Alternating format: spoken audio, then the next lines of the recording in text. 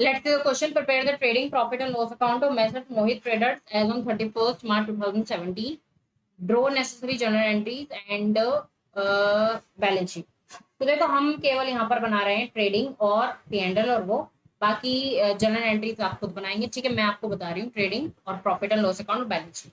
तो हमें सारी चीजें दी हुई हैं। Opening stock, purchases, cash in hand, cash at bank, return inwards, wages, fuel and power, carriage inwards, insurance, building, plant, patent, salaries, ये सैलरी लिखा हुआ। ठीक है, furniture, drawings, rent, debtors, sales, return outwards, capital, creditors, bills payable, commission received. ठीक है, नीचे adjustment है, outstanding, wages outstanding, commission is accrued, accrued income की दी हुई है, डेप्रिसिएशन यहाँ पर भी चार्ज किया हुआ है, insurance paid in advance 700, closing stock 12,000। चलो यहाँ पर डेप्रिसिएशन अपन कंसिडर कर लेंगे, बहुत ईजी, कोई दिक्कत नहीं। चलिए सबसे पहले हम लोग बना लेते हैं अपना trading and profit and loss account. मैं एक ही साथ बना लेती हूँ, trading and profit and loss account. तो सबसे पहले हम डालेंगे टू ओपनिंग स्टॉक। ठीक है, 24,000। फिर आएगा टू परचेज, कितना, 1,60,000 और माइनस रिटर्न 2,000, तो ये आ जाएगा अपना 1,58,000।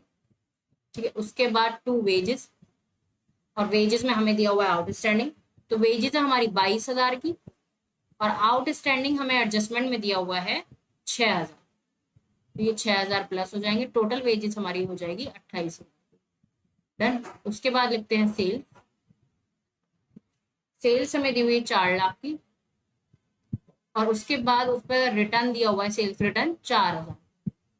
इनवर्ड आउटवर्ड में कंफ्यूज नहीं होना है। ठीक है, 3,46,000।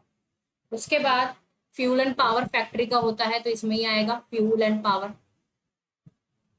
ठीक है, कितना, 18,000। उसके बाद कैरिज इनवर्ड भी अपना यहीं पर होता है, कैरिज इनवर्ड्स कितना हो जाएगा, 6,000। तो ये हुआ अपना ट्रेडिंग खत्म। ठीक है, खत्म नहीं हुआ है, अभी एक चीज बाकी, क्लोजिंग स्टॉक। क्लोजिंग स्टॉक, तो क्लोजिंग स्टॉक हमें नीचे दिया हुआ है क्या, हाँ 12,000 का दिया हुआ है, 12। तो इसका टोटल अपना आ जाएगा 4,08,000 और इसका आ जाएगा 4,08,000 और इसको माइनस करने के बाद हमारा ग्रोस प्रॉफिट आता है। ठीक है, माइनस करने के बाद ग्रोस प्रॉफिट आएगा अपना 1,74,000। ठीक है, इसको डाल देंगे यहाँ पर क्योंकि नीचे से अपना क्या स्टार्ट हो गया, P&L स्टार्ट हो गया, 1,74,000। ठीक है, उसके बाद सैलरीज, सैलरीज दी हुई है 28,000 की और साथ ही साथ आउटस्टैंडिंग है 12,000, तो ये हो जाएगी अपनी 40,000, है ना। उसके बाद इंश्योरेंस दिया हुआ है। ठीक है, इंश्योरेंस है 8,000 का और माइनस प्रीपेड दिया हुआ है, प्रीपेड इंश्योरेंस 700, तो ये हो जाएगा अपना 7,300, है ना। रेंट है 2,000। ठीक है, डेप्रीशिएशन, देखो डेप्रीशिएशन कैसे निकालेंगे, डेप्रीशिएशन हमें किस पे लगाना है, बिल्डिंग पे और प्लांट पे। बिल्डिंग हमें कितनी दी हुई है, कहाँ है बिल्डिंग, बिल्डिंग 1 लाख की है ना, तो 5% के हिसाब से इसका हो जाएगा 5,000। और प्लांट कहाँ है, प्लांट भी कहीं, ये रहा प्लांट 80,000 का, तो इस पे 3% निकालेंगे तो आ जाएगा 2,400, यानी टोटल हो जाएगा अपना 7,400, है ना। तो बाई डेप्रीशिएशन हो जाएगा अपना 7,400, ये हो जाएगा, मैं इसमें लिख देती हूँ 5,000 प्लस 24, ये बिल्डिंग का, ये प्लांट का। ठीक है, इधर एक और एडजस्टमेंट हमारी बाकी कमीशन की, तो कमीशन हमें रिसीव हुई थी 4,000, लेकिन अक्रूड कितनी है जो भी मिलनी बाकी है करंट ईयर की, 2,400, तो टोटल हमारी कितनी आएगी यहाँ पर 64। ठीक है, डन। अब इनका टोटल कर लेते हैं, टोटल नेक्स्ट पेज पे कर लेंगे। चलो अब इसका टोटल आएगा, टोटल आएगा इसका 1,80,400, 1,80,400 और अगर मैं लेस करती हूँ तो मुझे मिलता है, अब मैं सब कुछ लेस करने के बाद अगर मैं लिखती हूँ तो आता है 1,23,700। ठीक है, तो ये हुआ अपना क्या, खत्म अपना पी एंड एल। अब बनाएंगे हम अपनी बैलेंस शीट। ठीक है, बैलेंस शीट बनाएंगे, आपको लिखना है एज ऑन 31 मार्च 2017 ऐसे करके आप लिखोगे जरूर। ठीक है, अब सबसे पहले हम लिख लेते हैं अपना कैपिटल हमें कितनी दी हुई है। कैपिटल हमें दी हुई है 1.5 लाख, उसमें ऐड कर देंगे नेट प्रॉफिट 1,23,700। ठीक है, कितना आएगा फिर 2,73,700 और माइनस कर देंगे ड्रॉइंग्स जो हमें क्वेश्चन में गिवन है 18,000 की। तो ये कितना आ जाएगा बाहर 255,700। क्रेडिटर्स हमें क्वेश्चन में दिए हुए हैं 64,000 और बिल्स पेबल है अपना 20,000।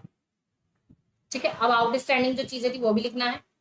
आउटस्टैंडिंग सैलरी है, आउटस्टैंडिंग सैलरी 12,000 और आउटस्टैंडिंग वेजेस कितना था, वो था अपना 6,000। तो इधर की चीजें हो गई डन, इधर और कुछ नहीं है। इधर देखते हैं क्या क्या है। कैश इन हैंड है 16,000, कैश एट बैंक है 32,000, बिल्डिंग है 95,000। अब 95,000 कैसा है, 1 लाख की बिल्डिंग थी, उसमें डेप्रिसिएशन 5,000 लेस करके। आप डायरेक्ट भी लिख सकते हो और दिखा भी सकते हो, कोई दिक्कत नहीं है। प्लांट आ जाएगा 77,600, 80,000 में से 2,400 लेस करके डेप्रिसिएशन का। पेटेंट हमारा कुछ नहीं कह रहा है तो पेटेंट हमारा आ जाएगा 30,000। ठीक है, डेटर्स हैं हमारे 80,000 डन। और क्या है, हाँ इंश्योरेंस प्रीपेड हमारा 700 और अक्रूड कमीशन है अपना कितना था 2400। फर्नीचर है 12,000 और क्लोजिंग स्टॉक भी कितना है, लास्ट लाइन में आया है बिल्कुल, क्लोजिंग स्टॉक भी कितना है 12,000। अब करेंगे इसका ग्रैंड टोटल। ठीक है, तो ये ग्रैंड टोटल आ जाएगा करने के बाद 3,57,700। ये मेरी कैलकुलेशन है, एक बार आप भी कर लीजिएगा। ठीक है, सो ये वो आपको क्वेश्चन। अब इस वाले में मैंने डेप्रिसिएशन कंसिडर कर लिया है, बाकी जब आपको क्लास में कराया जाएगा तो आपको और अच्छे से पता चल जाएगा। अगर हम डेप्रिसिएशन ना लेते ये 7400 ना लेते तो नेट प्रॉफिट में 7400 और बढ़ जाता। ठीक है, और यहाँ पर बिल्डिंग का 1 लाख पूरा आता, 80,000 पूरा आता। तो देखिए, अगर कभी भी आप एक एडजस्टमेंट छोड़ देते हो और दूसरी कर देते हो ना, तो कभी भी आपका टोटल मैच नहीं होगा।